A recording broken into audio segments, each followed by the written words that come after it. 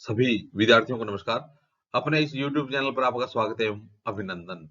हाँ, तो विद्यार्थियों आज हम भारतीय संविधान की दूसरी विशेषता प्रस्तावना के बारे में अध्ययन करने जा रहे हैं। इससे पहले वाले वीडियो में विद्यार्थियों हमने भारतीय संविधान की पहली विशेषता संपूर्ण प्रभुत्व संपन्न संविधान के बारे में अध्ययन किया। आज हम देखेंगे राजनीति विज्ञान विषय के अंतर्गत भारतीय संविधान की दूसरी विशेषता प्रस्तावना के बारे में। तो देखेंगे विद्यार्थियों प्रस्तावना में किसका वर्णन किया गया है।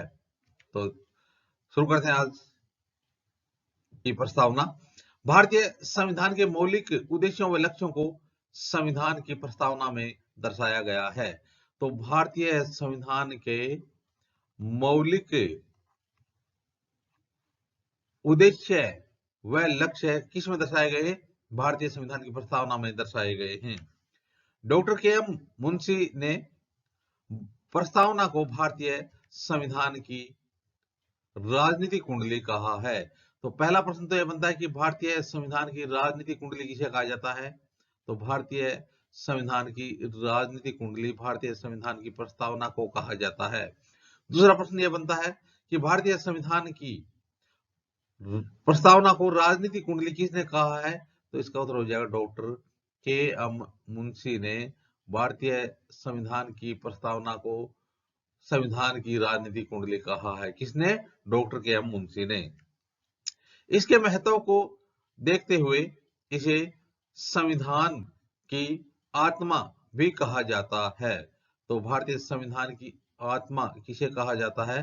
भारतीय संविधान की आत्मा भारतीय संविधान की प्रस्तावना को कहा जाता है। तो प्रस्तावना को राजनीतिक कुंडली भी कहा जाता है और भारतीय संविधान की आत्मा भी कहा जाता है।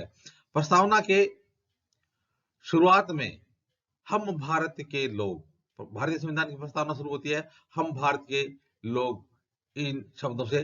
तो कह रहा है कि हम भारत के लोग से अभिप्राय है कि अंतिम प्रभुसत्ता भारतीय जनता में निहित है। तो प्रश्न बनता है कि प्रस्तावना की शुरुआत में जब हम भारत के लोग जो शब्द हैं इनसे क्या अभिप्राय है? इनसे अभिप्राय है कि अंतिम प्रभुसत्ता भारतीय जनता में निहित है। तो भारतीय संविधान की प्रस्तावना के अनुसार अंतिम प्रभुसत्ता किस में निहित है? तो अंतिम प्रभुसत्ता भारतीय जनता में निहित है। तो इस प्रकार से विद्यार्थियों आज हमने भारतीय संविधान की दूसरी विशेषता प्रस्तावना के बारे में अध्ययन किया। आगे आने वाले वीडियो में भी इसी प्रकार से हम राजनीति विज्ञान संबंधित अध्ययन सामग्री देखते रहेंगे। आप भी अपने इस YouTube चैनल के साथ बने रहिए। वीडियो देखने के लिए धन्यवाद।